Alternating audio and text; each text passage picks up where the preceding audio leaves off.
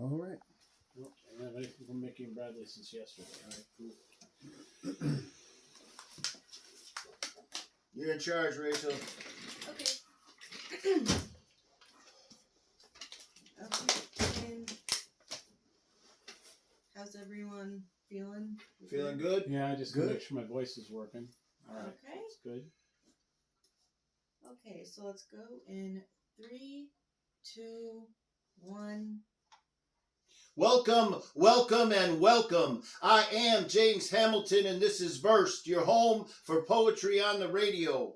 We are coming to you, as always, from the hub of Midwest Poetry, the WBOM full-service radio studios located in the basement of the Mendelssohn Center for the Performing Arts in Rockford, Illinois. Before I go any further, I have a message for listeners of our show. Thank you. From the bottom of my heart, it would be hard for me to express without touching each and every one of you, because I am a hugger. I'm a hugger. True story. How appreciative I am of every one of you who took the time to tune in to season 1 of our show. Whether you did it on WBOM Full Service Radio or you did it on my YouTube channel at James Hamilton Poet. Listen, I am rarely held speechless. Brevity is not my strong suit. But the comments and support cultivated something inside of me that I hope carries through this next season in the form of energy and love and gratitude to all of you. So, thank you, thank you, thank you. And now we're going to start off with a brand spanking new season of poetry, art, music, creativity, and we are going to do so in a huge way. But before I get to our guest, let's acknowledge the souls we have in the studio, our regular verse team returning for season 2. First of all, my co-host, confident, friend, wingman, Andy to my Conan, Robin to my Howard. We have producer and certified cultural icon. Oh, It's got a the step promotion. up. It's I a got step the promotion. up. Step up. Paul Savvy Magoo Goddard, how you doing? I am excited to be here. I'm going to school because last season was a year of graduate school in spoken word and poetry, and I am so excited. The lineup you have for this season, I am going to learn so much, and I am so excited for today's guest. I can't even begin to tell you. Don't spill the beans yet. Don't spill the beans yet. Keep the beans in the can, because we got another person to announce. We have Rachel, the engineer, in the studio.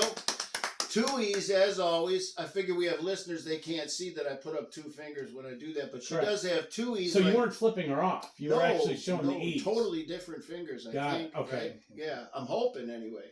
Listen, Rachel is the party responsible for making our little show sound as good as it did last season, just so you know. She's over there on the keys. Do you want to say hi?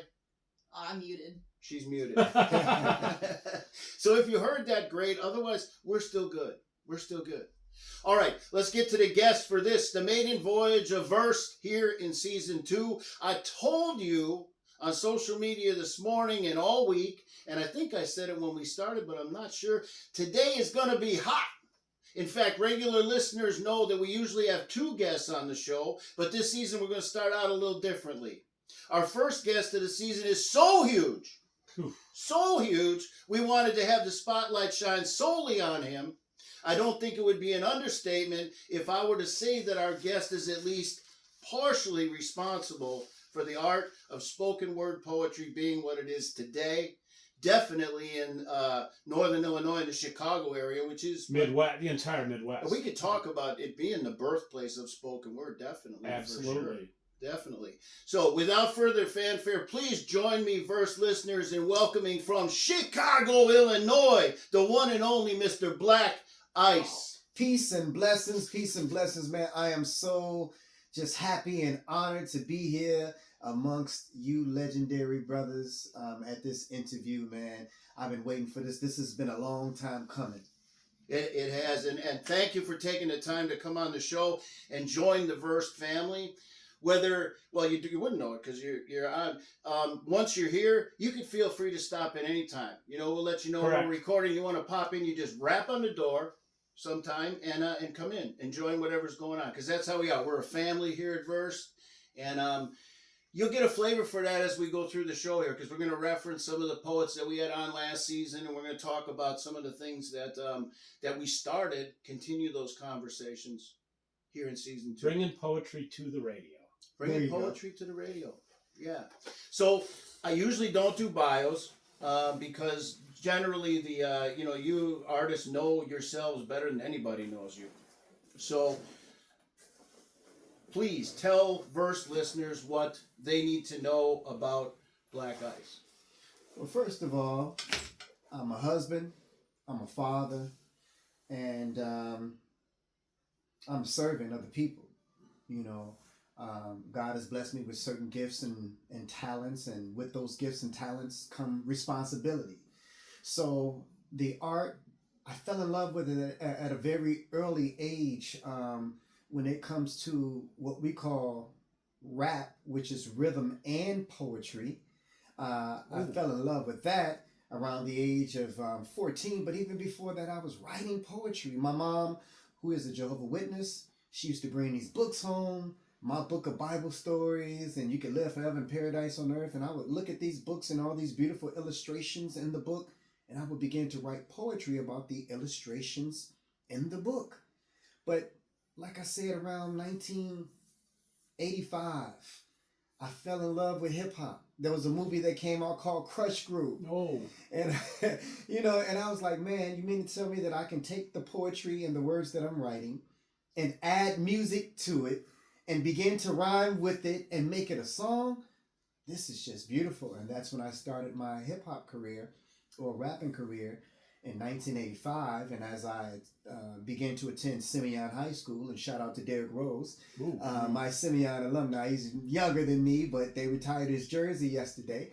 But it was at Simeon High School that these things began to be birthed inside of me. I began to stand in front of audiences of people and perform, and that fear that I had when I first started, it began to leave the more I performed. So, man, I just wanted to start off with that. It is so much more just in the spoken word career, but the hip hop career spanned from 1985 to like 2015. Mm-hmm. So let me ask you. So what I'm hearing there is, it's almost like there's a catharsis there for you. You said you started performing, Yes. and then the more you did it, the better you felt, and the more. Can you talk about it? Because a lot of artists that have been on the show, that's one of the first things that they say, Yes. is how the art for them, or the purveying, whether it's performing or writing, is cathartic. It's healing for them. Yes, and I had to learn some things, and so I teach now artist development classes for different artists. But when I went on stage back then, although my stage name was called Ice Cold, and then later, because I'm a lover of WWE, which back then it was WWF, and my favorite wrestler was The Ultimate Warrior, so it was Ice Cold, The Ultimate Warrior. That was my stage name in high school. But many times in the beginning and early stages of my career, I would take DeAndre up on stage, and I wouldn't take Ice Cold up on stage. So DeAndre is a little bit different from Ice Cold, and today DeAndre is different from Blaq Ice. And so when I tell people now about their fear, leave yourself in the seat, and when you go up on stage, take that personality, and that personality is normally a magnified version of yourself. It's your boldness times 10. It's your confidence times 10. And sometimes it's your arrogance times 10. So when you take that character up on stage, then you can be a little bit more freer and more exposed and what we call naked in artistry, more so than you would as just your personal self going on stage. Interesting. Wow. Would you say coming up that you were a history buff? History from the perspective of the journey of my people, from that level. As far as the artistry is concerned, I love the musicians and the artistry. I love the Motown artists. I love the funk artists of the 80s, some of the disco artists of the 70s, and I wasn't blessed with the voice to sing. but I was blessed with the gift of being an entertainer and an artist. So I could hear music, being a DJ now, I could hear the music. I can hear when the music shifted and changed, and I incorporate all those things. And you would hear some of those things in my performance on Verse when I did the spoken word to music, as you would hear that coming up pretty soon. Yeah, definitely. And then the piece that I was thinking about, which was when you performed it here in the studio earlier, the one that I've seen, I think I said I probably looked at it like 50 times, was Black Heroes Matter. Yes. And that, you're talking about the history of your people, but not only that, but the history of Chicago. Mm-hmm. And when I think of Black Ice, I think of Chicago. I do. I think of Chicago. I mean, I think it's Italian beef. It is deep dish pizza. That's right. And it is Black Ice doing Wow. Yeah, that's a blessing. I'm gonna have to definitely iconic. Edit out that excerpt right there. Yeah. Can you talk a little bit about what yes. How you put that piece together? So in the early 2000, around the time of COVID, it was around like 2020. There was a group of people that were organized to honor Chicago's founder, Jean-Baptiste Point du Sable. The way we wanted to honor him was we wanted him to have a major street, and we wanted him to have a statue in the city that he founded. So the city of Chicago said, well, we got a bust of him about this big on a corner. He's holding his hands about 2 feet apart. Somewhere downtown. But there's no street.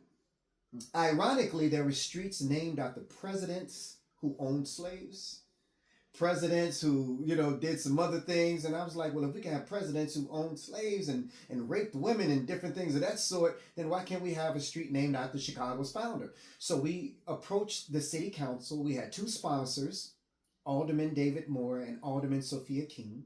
And it was led by Ephraim Martin. He led the Black Heroes Matter movement.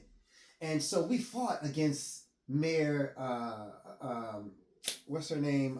Right before this one, I forgot her name. It'll come to my mind. We fought against the mayor. We fought against the city council. And I figured that the movement needed a theme song. Just like Marvin Gaye did What's Going On during, all that movement. So I said, if I write the theme song now, when we finally get this success, this theme song is going to take me far. So I'm always like progressive, thinking in the future.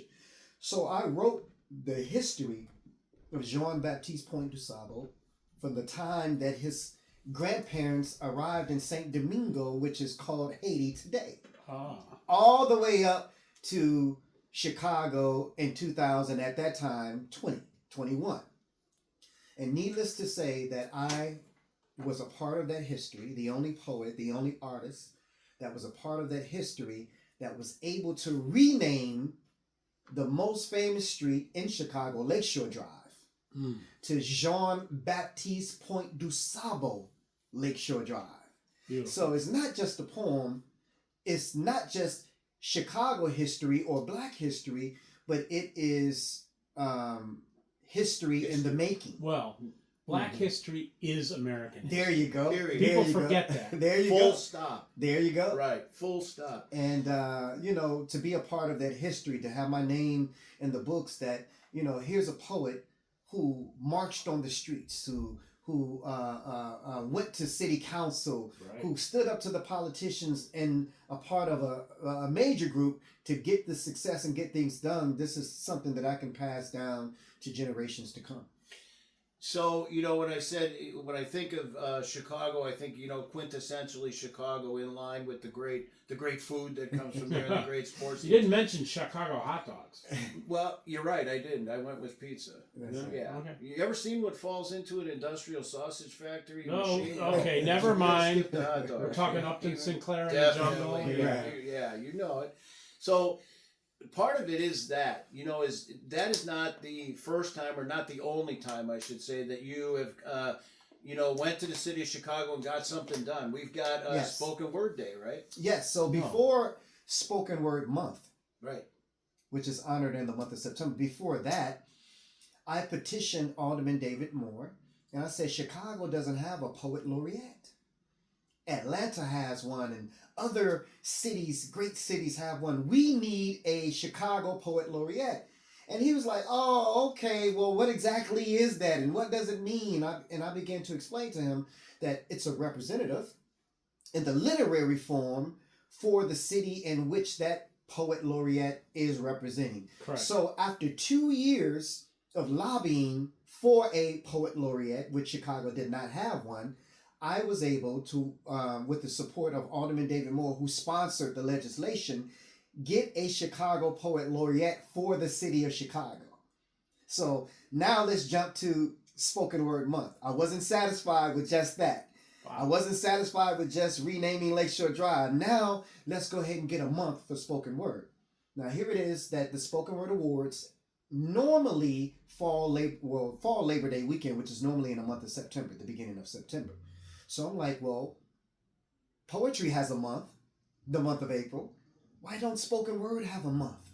So I lobbied the city of Chicago alderman. I lobbied the county of Cook County Commissioner Bill Lowry. I lobbied the state senator Willie Preston, and we were able to get it done. There is legislation on the books now, not only the state of Illinois, which covers Chicago and covers the county of Cook, but we got it with the county of Cook as well, that September is now recognized as Spoken Word Month in the state of Illinois.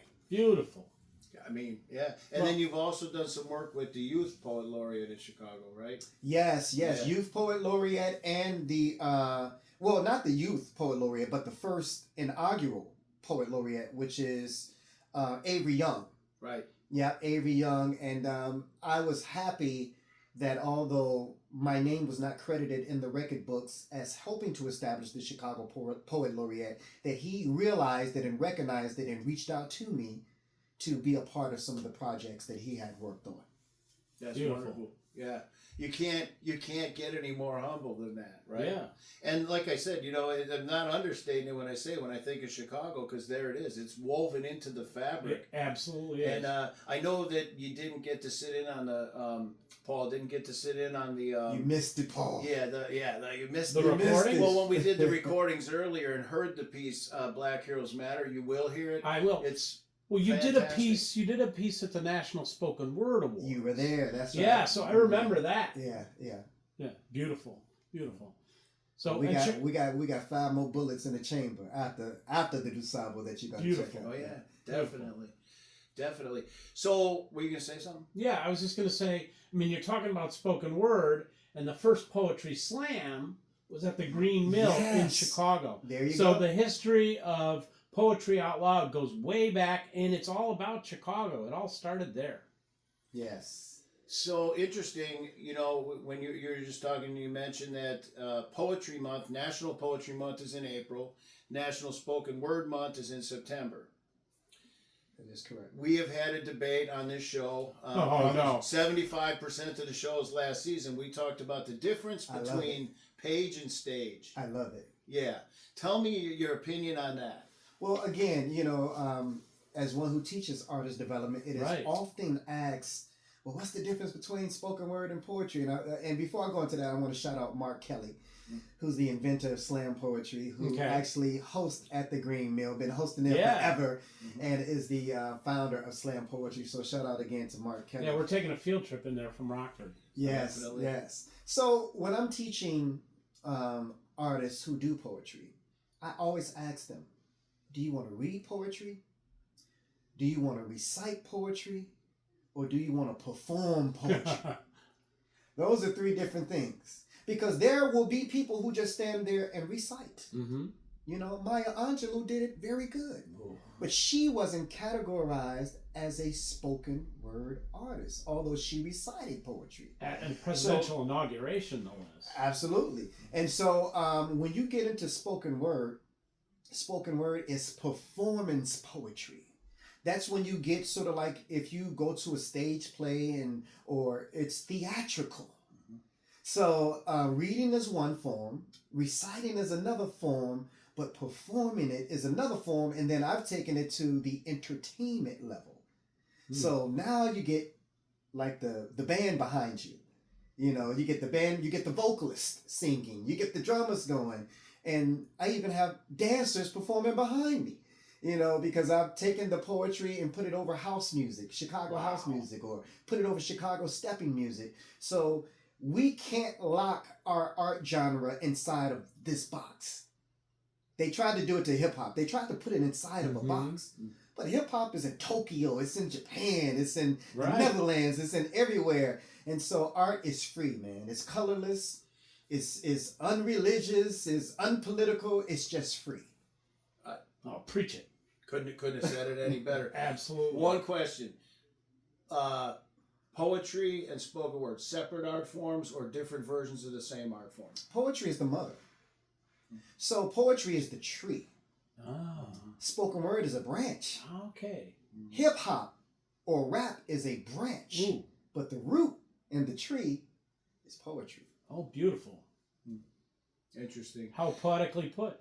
So we'll go back in time a little bit. We're gonna go back to like, you know, the mid '90s. We got Def Poetry Jam. Yes. You know, was coming up, and that style started in Chicago, right? And it's still going strong today. That type of rhythm, cadence, meter, that what I call the Chicago sound. Well, what you really had, James, is a bunch of rappers who didn't want to rap no more, but they wanted to do poetry or this new genre called spoken word. So this rhythmatic form of performing poetry came from the rhythmatic form of rapping. That's why you see most spoken word artists rhyme. Now, when you get into most forms of poetry in non-rural or urban areas, poetry is not necessarily rhyming. It's a form of expression. But the rhyming came into play in these urban communities with these people like myself who used to be a rapper. We still call ourselves MCs. But that's where that style came from. A bunch of people who used to rap back in the day, they no longer rap. They're not confined by bars. Nice. Right. We had a poet on. He's a Green Bay poet, but he came up in Chicago last season. Actually, he was on with I-Inspiration, our Wisconsin poet. I want to get to poet. I was listening to that yesterday. Yeah, he so RR right. TUT, the poetic EMC, and he had a history with Blaq Pirate Militia. Correct. You familiar with those guys back in the night? No? Okay. No. All right, so somebody should listen to episode 6 of last season. That's listening. You give now. them plugs, Yeah. self-friend. Yep. Plugs here. We'll snip that string off, and we'll just go back to, so the cadence, what I call the Chicago sound was going on. It was popular. He said, I've heard more than one rapper from that genre say the reason, exactly what you said, they went into that poetry because they didn't want to rap anymore. I've heard them say the music was limiting. Yeah, you know, when the music began to change, especially for people like me who came into the art genre of hip-hop or rapping in 1985, the music was much more conscious, and it was much more about partying and those type of things. But when gangster rap kind of got a hold of it, the style began to change a little bit more, and then most of the executives began to shy away from promoting positive hip-hop or positive rap. It was about the killing, it was about I shoot you, it's about do this and do that, and how many women that they have, or cars, or Bentleys, or whatever the case might be. So it began to be a turnoff for those of us who are the purist when it comes to hip-hop. And so now trap music is the music, and it's no ironic that they call it trap, because it's really trapping the minds of the listeners. The way you control the people is through words and through sound. Those things are spiritual. Now, I'm not a religious guy at all, but I'm a spiritual guy. Because anytime my words can make someone cry without me physically touching them, then that's spirit. Or a sound could move you to be happy or to be sad just by listening to the sound. That's spiritual. So what we do comes from a spiritual vein, and if it is operated correctly, you can change lives and you can save lives. Beautiful. Most definitely. You know, it's funny because so listeners of Verse know that place that we hang out in Rockford here is the Blue Box, Right. which is, AKA Savvy Magoo's house. But Okay. but the poets hang out, and just yesterday we were sitting there with three other poets, or the day before yesterday with three other poets, and Paul had mentioned to me about how spiritual all of us are. Well, that's one of the things that happens. I have spent a lot of time. I'm more of a promoter. I'm a poet. I spend a lot of time on the phone with poets or in conversation with poets. And one thing they always do, I hear a lot of poetry, right? A lot of spoken word. I love that. I'm a fan. But the other thing is they always end up talking about spirituality. And sure enough, and they all have different flavors, but it's rich. And I find that profound, and that's a part of my life. So that's what we were talking about yesterday. Now you've brought it up already, this close to the beginning of this episode. Now see, James, yourself, and myself, that's where the feminine aspect of what we do as artists comes into play, because we're not women, but we have birthed children in our poems. Wow. When we have penned something new that came from the womb of our mind and said, this is our baby. This is the newest baby. And you know how it is when you have that newborn baby. You got your oldest. Your first is always going to be special to you. Your firstborn. I remember my first poem. I'm pretty sure you remember your first poem that really got out there and took flight and became successful. I only had 2 poems for like the first 2 years of my spoken word career. That was Why, and that was You, Me, and He. Those were the first 2. Something on the political side, conscious side, and something on the relationship side. I felt like I'd get paid by these 2 for a little while, right? But I just read God Works in Mysterious Ways on the show, and you're going to hear that. Beautiful. That was the latest poem that I've birthed into existence. And I get inspired and excited about it just to read it because it's a newborn.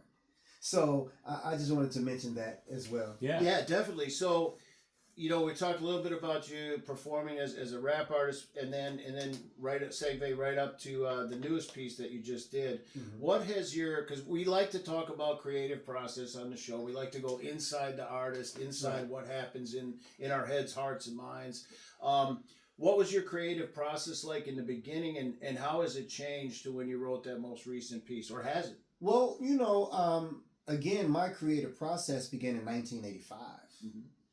And I've always written in verses, 4 lines with the second and fourth line rhyming. Skip a space, 4 lines, skip a space, verses or whatever, or stanzas as they would call it. But the content of the things that I write are birthed out of my personal experiences. So, of course, my personal experiences have changed. So, of course, the things that I'm talking about today are not the things that I'm talking about yesterday. My writing style is the same. But my consciousness, my spirituality, and the fact that I don't write for other artists. There are some artists who write for other artists, so when they get to the open mic, they can ooh and ah the other artists that are in the audience. It's almost like preaching to the choir, right? Right. I am more interested in that everyday working 9 to 5 individual who are coming out maybe for the first time to an open mic poetry set, and they're looking to be fed. Wow. And so I want to write something of substance versus how many times I can rhyme in one verse, or how much wordplay that I can give to this or to that. That's not my age group. I'm beyond that part. And to each his own. I'm not even knocking the people who do those type of things, but just to answer your question, my style has developed in my own personal experiences and my maturity. That's how it has developed. I consider, like, when I listened to you record all the pieces that you did today, and I've watched, like I said, I watched Black Heroes Matter on YouTube like 50 times at least. I have, and I consider what you do, and to some extent what I do, word music. And I think that I agree with you. I've said it before.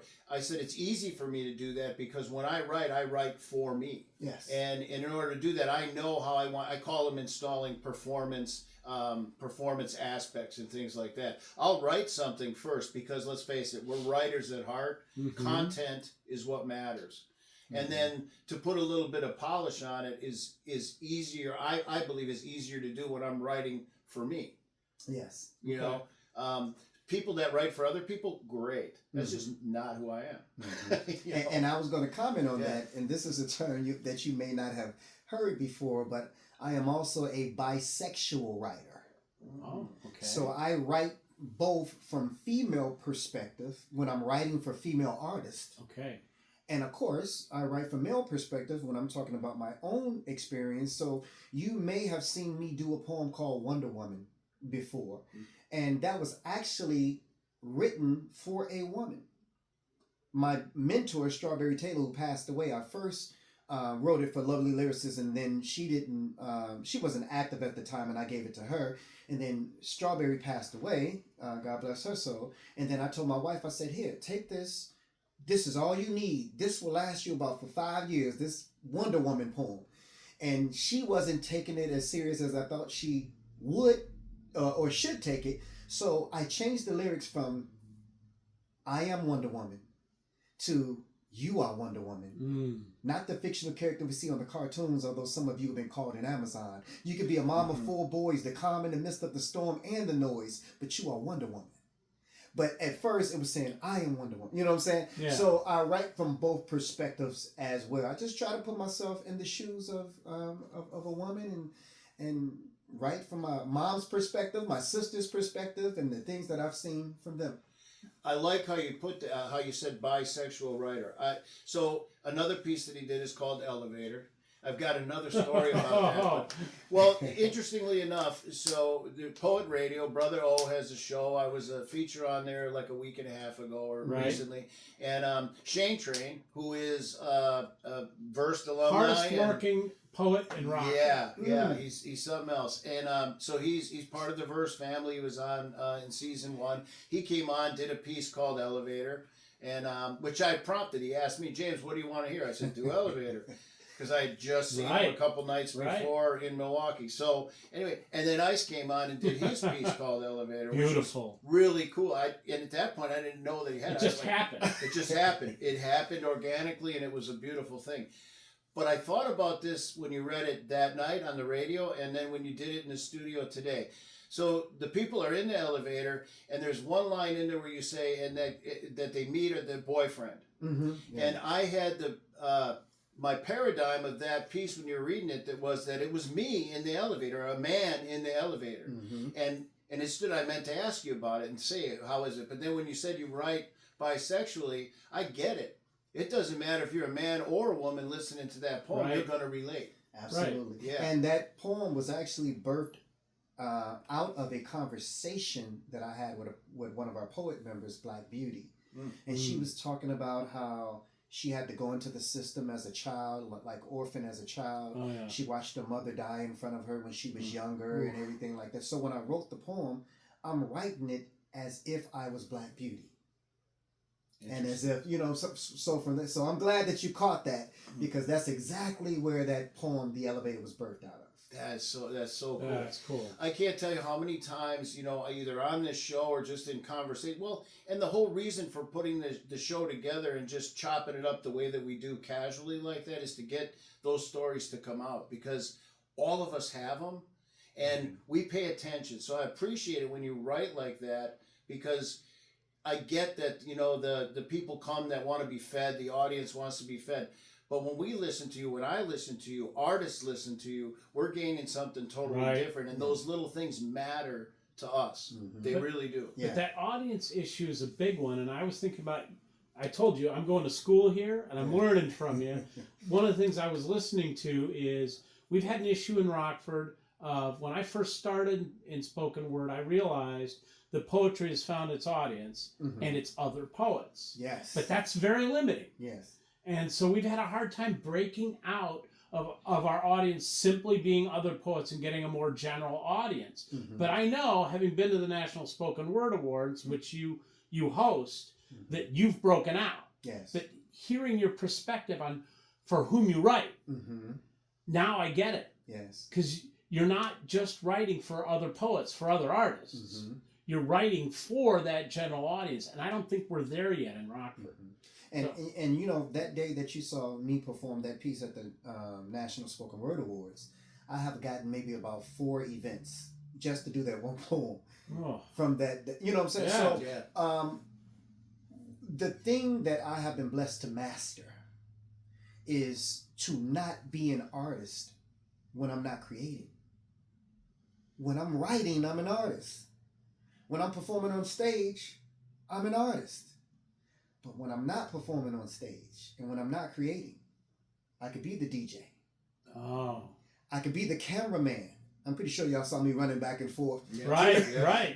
You were all over the place. I can be the cameraman. I can be the marketer, and I can be the promoter. And I think what happens as artists, sometimes we get chained and locked into being an artist 24 hours a day, 7 days a week, when we need to put on that promoter hat from time to time, and we need to put on that marketing hat from time to time, so that we can get those people other than other artists to just imagine if all the artists that came to the open mic brought 10 people each. Right. How many people would be there? Right. Well, I'll tell you a story. So a mic that we started up in Stevens Point, Wisconsin, University of Stevens Point. My friend Frisia McKee is the poetry professor up there. She started a poetry mic at Create, Portage County. And the first day, friends showed up. There was 4 of us. We did the open mic, which I'm sure we've all been at open mics that were small. And I could I could see she was disenfranchised by the turnout. Thinking my students would be or whatever. So I said, at the end, I grabbed the mic and I said, next month we all come back. We bring 2 people. We did. So here we are, 14 months in. The last one was second Tuesday last month. We had 75 people in the building. Nice. Open mic on campus in 0-degree weather in Wisconsin. Oh, wow. And consistency is a big part of it too. Truth. Persistency and consistency. I haven't taken a break. I started doing spoken word in 2000. In the month of November 2000, I was running for political office. I was running for alderman in the city of Chicago, 17th Ward alderman. And I had found my pen again. I had found my voice again after my rap career had ended. It was just, I haven't taken a break from performing since 2000 as far as spoken word is concerned. But remember, I've been on stage since 1985. Right. I haven't really taken a break since 1985, but I'm just speaking of spoken word right now.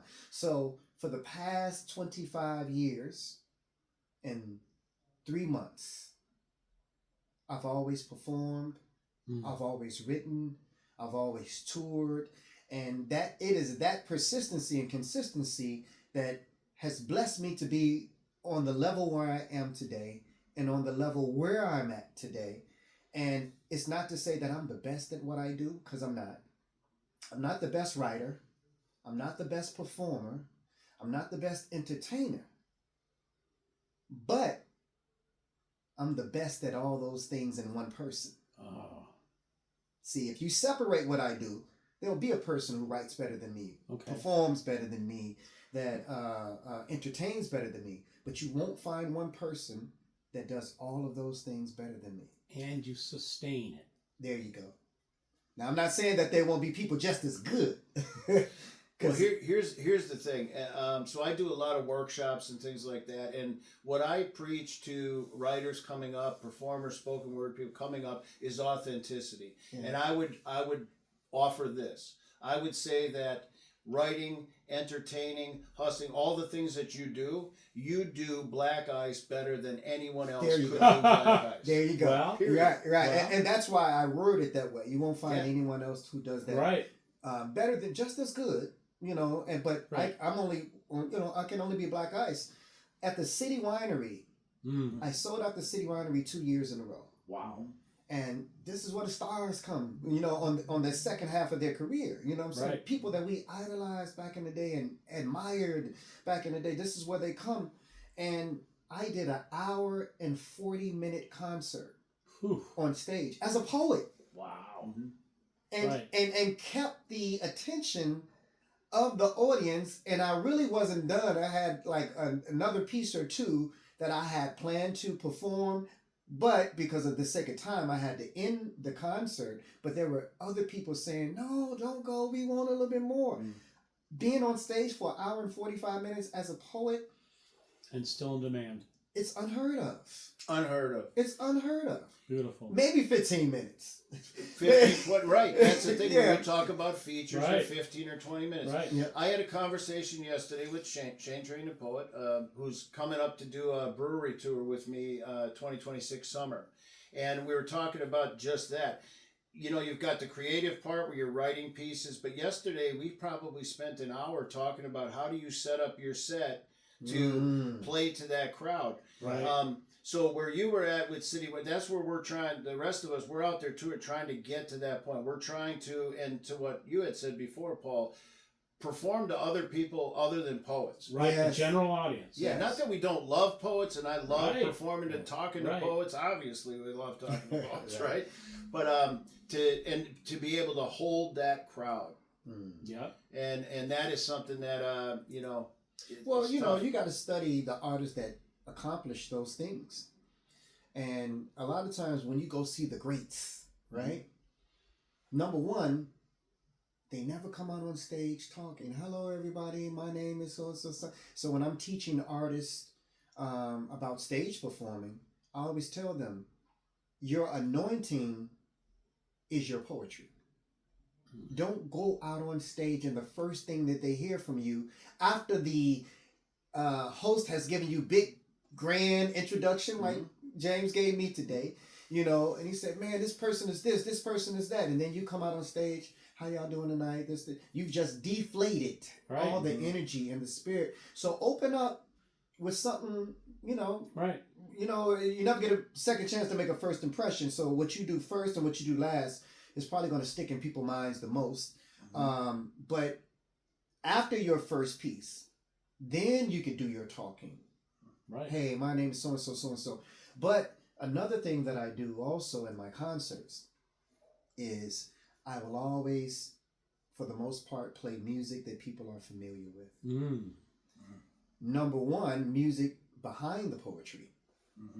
Where, yeah, it's just like today, I use music, you know, I didn't produce that music, you know what I'm saying? Somebody else produced it, but it's my words, right? But I also will give the audience a chance to sing some songs Oh, it feels that good. they are familiar with, that feels good, because the greats did it.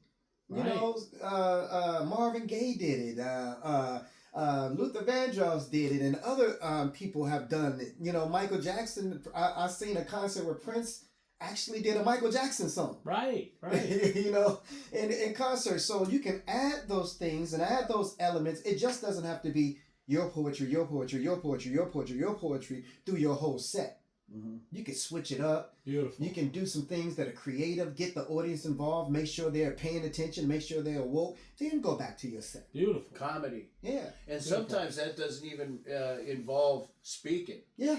Another versed family member, my mentor, D.G. Clearing, was at a gig that I did up in my hosting gig up at Urban Culture and Art Center in Green Bay, and he did a piece where he talked about castrating a chicken.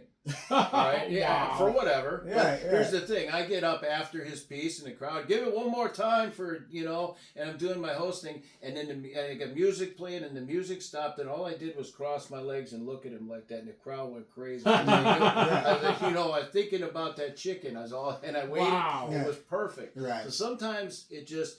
And the crazy thing was, I had more people come up to me after I hosted that show a couple of weeks ago and said, "Is that comedy or is that poetry? What is that?" And I said, "It's whatever you think it is." Right, man. right. It's whatever you think it is. Right. But now he has just unlocked another aspect of the entertainment.